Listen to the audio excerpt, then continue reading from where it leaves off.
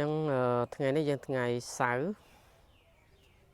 11រោចខែផល្គុនឆ្នាំម្សាញ់សប្បុរស័កពុទ្ធសករាជ2569ត្រូវនឹងថ្ងៃ14ខែមីនាឆ្នាំ2026ផ្សាយចេញពីសញ្ញាគារស្ថានសប្រមចារីថ្ងៃនេះគ្រូចង់និយាយអំពីព្រហ្មចរិយធម៌ខ្លះដើម្បីបានការយល់ដឹងនៅក្នុងមាគ៌ាប្រតិបត្តិនៅក្នុងព្រះពុទ្ធសាសនានៃយើងនៅក្នុងប្រសូតមួយនោះព្រះសម្មាសម្ពុទ្ធព្រះអង្គទ្រង់ត្រាស់សម្ដែងសួរភិក្ខុទាំងឡាយហើយការសួររបស់ព្រះអង្គហ្នឹងសួរដើម្បីបាននឹងការឆ្លើយបកស្រាយដើម្បីពន្យល់ជាប្រយោជន៍ព្រះអង្គសួរទៅភិក្ខុគ្រប់គ្នាថាមនាលភិក្ខុទាំងឡាយតើព្រហ្មចរិយធម៌នៅក្នុងព្រះសាសនារបស់ព្រះអង្គនេះតើដូចម្ដេចបានភិក្ខុទាំងឡាយសួរព្រះអង្គទូលព្រះបង្គំទាំងអស់គ្នាមិនបានយល់ដឹងឲ្យបានទលំទលាយទេសូមព្រះអង្គមានពុទ្ធដីកាដើម្បីបំភ្លឺឲ្យខ្ញុំព្រះអង្គទាំងអស់គ្នាបានយល់ដឹងបន្ថែមផងបានព្រះពុទ្ធព្រះអង្គលោកទ្រង់ត្រាស់សម្ដែងថាមនាលភិក្ខុទាំងឡាយព្រហ្មចរិយធម៌នៅក្នុងសាសនានេះដែលយើងគប្បីយល់មានផ្លូវពីរទី1ព្រហ្មចរិយធម៌ក្នុងការជាប់ជំពាក់ក្នុងភពព្រហ្មចរិយធម៌ក្នុងការរលាស់ខ្លួនចេញจากភពបានព្រះអង្គលោកមាន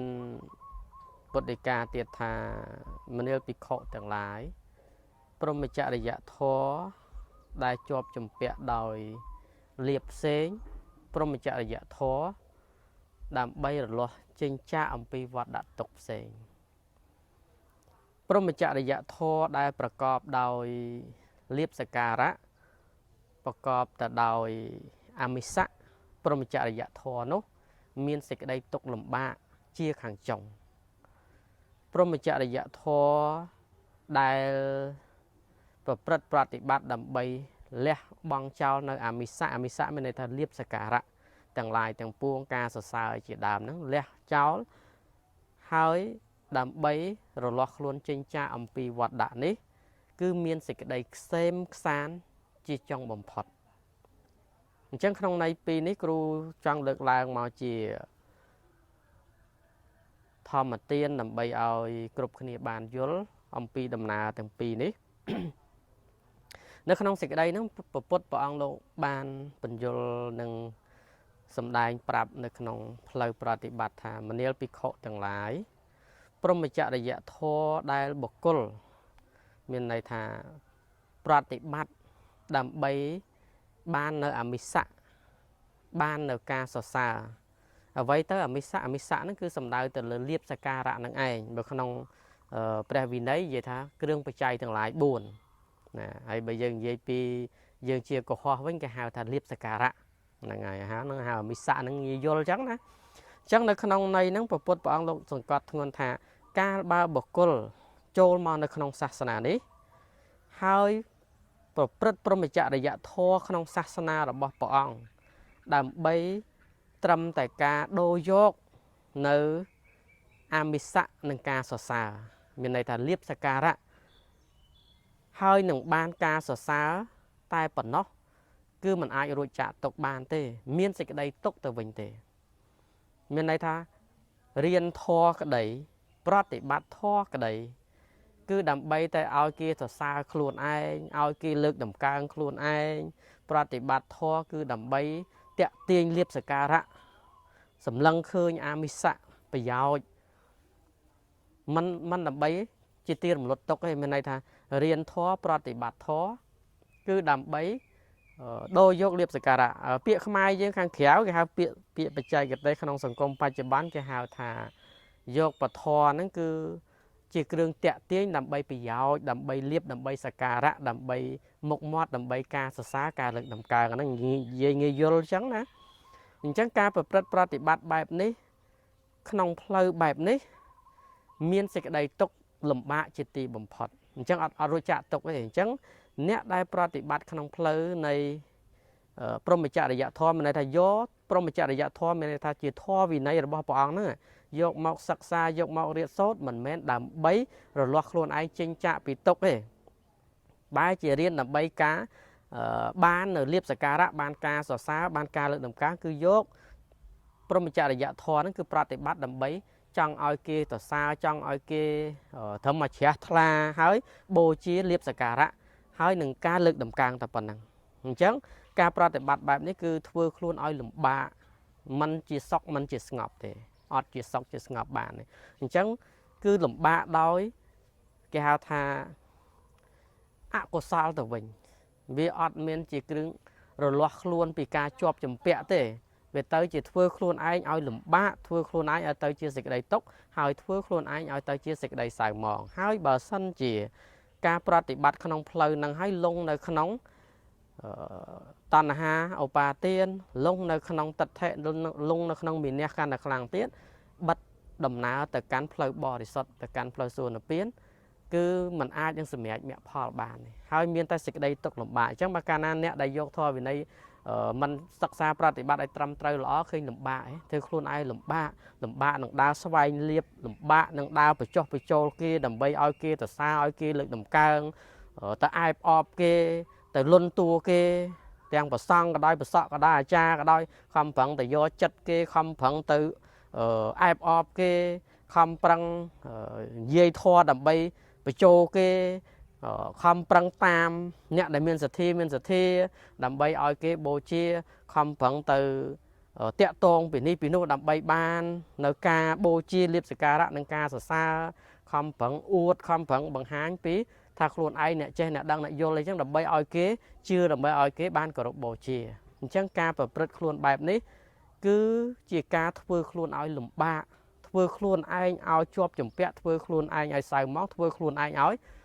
មាននៅសេចក្តីទុក្ខជាទីបំផុតអត់អាចរួចចាកទុក្ខបានទេនេះជា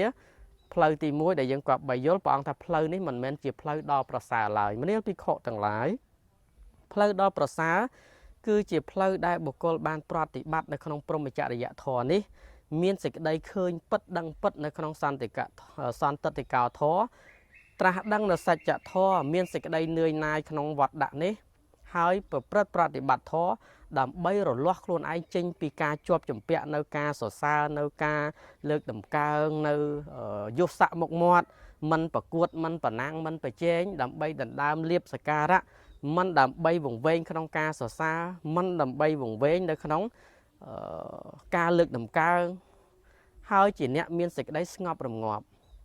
កាលបើប្រព្រឹត្តព្រហ្មចរិយធម៌បុគ្គលដែលមានព្រហ្មចរិយធម៌យកមកប្រតិបត្តិគឺជាអ្នកដែលមានសេចក្តីស្ងប់រងាប់កាយផងស្ងប់រងាប់វាចាផងស្ងប់រងាប់ចិត្តផងជាអ្នកខ្ជាក់ចោលនៅអាមិសៈមានន័យថា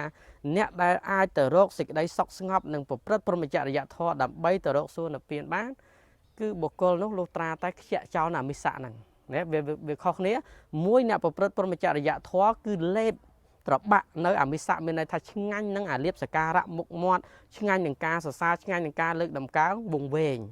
អាហ្នឹងគឺអត់រួចចាកទុកទេ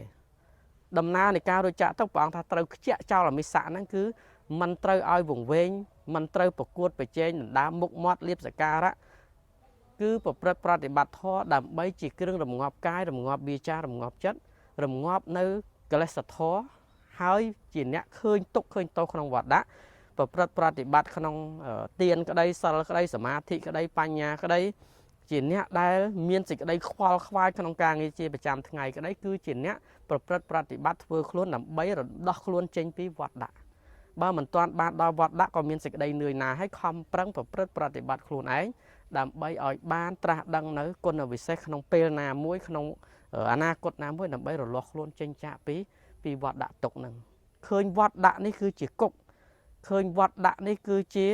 គេហៅថាគុកអត់ចិញ្ចាំងគុកងងឹតអញ្ចឹងឃើញទុកឃើញទោសឲ្យខំប្រឹងរំដោះខ្លួនឯងឲ្យចេញពីវត្តដាក់ហ្នឹងដោយការសាងបុណ្យបារមី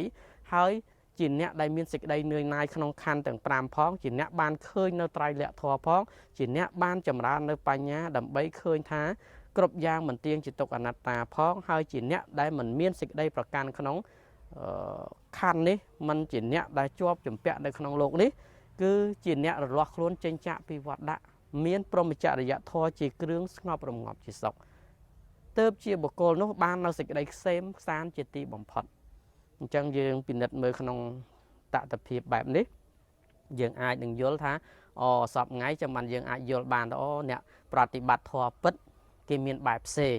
អ្នកប្រតិបត្តិធម៌ដើម្បីមុខមាត់ដើម្បីលៀបសក្ការៈប្រកួតប្រជែងគ្នាបង្ហាញគ្នាដើម្បីឲ្យខ្លួនឯងអស្ចារ្យដើម្បីឲ្យគេបូជាច្រើនវាផ្សេងមិនព្រហ្មចរិយធម៌ល្អអ្នកដែលមាននៅព្រហ្មចរិយធម៌ដែលជាបដិបទាជាដំណើរទៅកាន់ព្រះនិព្វានជាទីបំផុតគឺជាអ្នកខ្ជាក់ចោលតែអមិសៈគឺគេសម្ងួតនៅកាយវិចារចិត្តរបស់គេឲ្យស្ងប់រងាប់ជាអ្នកស្ងប់ស្ងាត់ហើយជាអ្នកដែលមិនប្រាថ្នានៅលៀបសក្ការៈអាមិសៈនឹងការសរសើរមិនចង់បានការសរសើរការលើកតម្កើងនឹងអ្វីទាំងអស់នេះទើបជាផ្លូវប្រតិបត្តិពិតអញ្ចឹងបានសពថ្ងៃឃើញយើងធរអត់ច្បាស់ធរចាំអនថ្ងៃបែរជាយើងឃើញក្នុងបរិមាណអ្នកបដិបត្តិធម៌អ្នករៀនធម៌ភាគច្រើនបែរជាយកធម៌ទៅប្រកួតប្រជែងគ្នាដោយទីផ្សារអញ្ចឹងណែវាទៅជាអញ្ចឹងដើម្បីដល់ការណាប្រកួតប្រជែងគ្នាវាដូចវាទៅជាបង្អាក់អ្នកមួយសរសើរអ្នកមួយណាអញ្ចឹងធម៌ព្រះអត់មាននិយាយចឹងទេដោយព្រះអង្គយាងសម្ដែងធម៌អស់45ព្រះវស្សាព្រះអង្គមិនដែលទៅដើរតេះដៀលលទ្ធិរបស់សាសនាដទៃទេគឺព្រះអង្គពោលសម្ដែងទៅសច្ចធម៌ដើម្បីចម្លងសត្វទេវាខុសពីយើងរាល់ថ្ងៃឲ្យតែនិយាយធម៌លើកទៅពីរឿងគេយកមកនិយាយឲ្យតែលើកពីរឿងធម៌តេះដៀលគេឲ្យតែនិយាយពីរឿងធម៌បន្ទោសបង្អាក់គេហើយដើម្បីលើកតម្កើងតែខ្លួនឯងអ្នកល្អអ្នកគ្រាន់បើនេះមិនមែនជាភាសាធម៌ទេយើងរៀនស្ដាប់ធម៌រៀនពិចារណាឲ្យតែអ្នកនិយាយធម៌លើកតែពីរឿងគេច្រើនមកអ្នកហ្នឹងគឺកំពុងតែធ្វើនៅបាបធម៌ហើយមានន័យថាពាក្យចាក់ដោតពាក្យតេះដៀលអ្នកដតីដើម្បីលើកតម្កើងខ្លួនឯងបង្កើនអំនួតខ្លួនឯងហើយព្យាយាមបង្ហាញពីទោសអ្នកដតីបាននៅក្នុងន័យធម៌របស់ព្រះអង្គបានសម្ដែងថាជនជាបណ្ឌិតតែងតែមានការគិតត្រេះរិះពិចារណាជាកម្លាំងមានន័យថាមុននឹងធ្វើអ្វីគិតអ្វីគឺពិចារណាគ្រប់ជ្រុងជ្រោយព្រោះខ្លាចខុសខ្លាច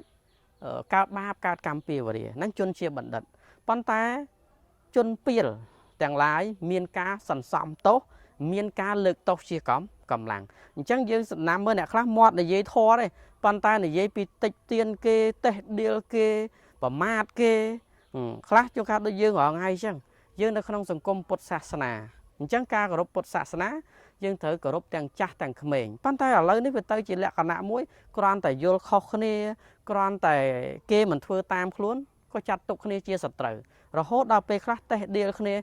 ឯងទៅធ្វើបន់ទៅអីឯងទៅធ្វើសិលទៅអីទៅធ្វើសមាធិទៅអីទៅកោសក់បួសទៅអីវាអត់ប្រយោជន៍បានការវាទៅជាការតេះដៀល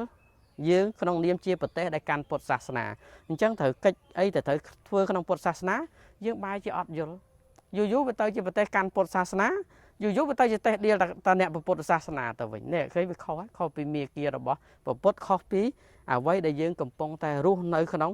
ប្រទេសកម្ពុជាយើងដែលមានពុទ្ធសាសនាជាធំមានពុទ្ធសាសនាដែលជាសាសនារបស់រដ្ឋតែអញ្ចឹងវាទៅជាយកប្រធានបទធម៌យកប្រធានបទពុទ្ធសាសនាទៅជាប្រមាថមើលងាយគ្នាទៅវិញអានេះវាអត់ត្រឹមត្រូវឃើញអានេះហើយជាការខ្វះចន្លោះអ្នកខ្លះរៀនធម៌ផ្សេងដល់រៀនចុះរៀនឡើងគិតតែពីតេះដៀលគេគិតតែពីបន្ទោសបង្អាក់គេហើយគិតតែខ្លួនឯងគ្រាន់បើត្រឹមត្រូវ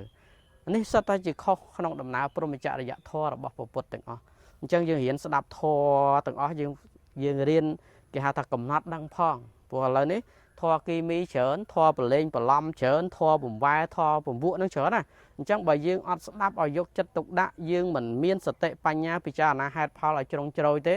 យើងងាយនឹងយល់ខុសហើយងាយនឹងប្រព្រឹត្តនៅការខុសផ្លូវរបស់ពុទ្ធដល់ដឹងខ្លួនអានេះយើងរៀនពិចារណាអញ្ចឹងបានពុទ្ធឲ្យយើងជឿដោយបញ្ញាមានបញ្ញាជាគ្រឿងនាំមុខទៅ កុំឲ្យត្រឹមតែគេនិយាយជឿភ្លាមគ្រាន់តែឃើញជាជឿភ្លាមត្រូវគិតឲ្យបានគ្រប់ជ្រុងជ្រោយនឹងយើងកុំឲ្យខុសណាកុំឲ្យខុសអញ្ចឹងបានយើងត្រូវយល់ពីចំណុចទាំងអស់នេះអញ្ចឹងបានធម៌ពុទ្ធនាំផ្លូវសុខសន្តិភាពចុះហេតុអីបានយើងទាំងអស់គ្នាអ្នកកាន់ពុទ្ធសាសនាបែរជាអ្នកធម៌ដូចគ្នាវាអត់បង្កើតទៅជាសុខសន្តិភាពកើតថាមកពីអីទៅតាមវត្តតាមអារាមតាមមណ្ឌលវិបស្សនាឬក៏តាមកន្លែងផ្សេងហេតុអីក្នុងនាមយើងអ្នកកាន់ពុទ្ធសាសនាបែរជាមិនអាចបង្កើតសុខសន្តិភាពមិនបង្កើតនៅសាមគ្គីដល់គ្នានឹងគ្នាបានអញ្ចឹងយើងវិលទៅថយក្រោយមិញមកពីយើងដើរចូលក្នុងផ្លូវព្រហ្មចរិយធម៌ពីខាងដើមមិញហ្នឹងគឺការរៀនធម៌ការបដិបត្តិធម៌ទាំងអស់នេះគឺដើម្បីតែប្រយោជន៍ដើម្បីតែចង់បានមុខមាត់ដើម្បីតែចង់បានលៀបសក្ការៈដើម្បីតែចង់បានការរសារអញ្ចឹងវាត្រូវតែប្រកួតប្រជែងអញ្ចឹងដើម្បីប្រកួតប្រជែងគឺត្រូវផ្ដួលមួយទៀតឲ្យដួលដើម្បីឲ្យខ្លួនឯង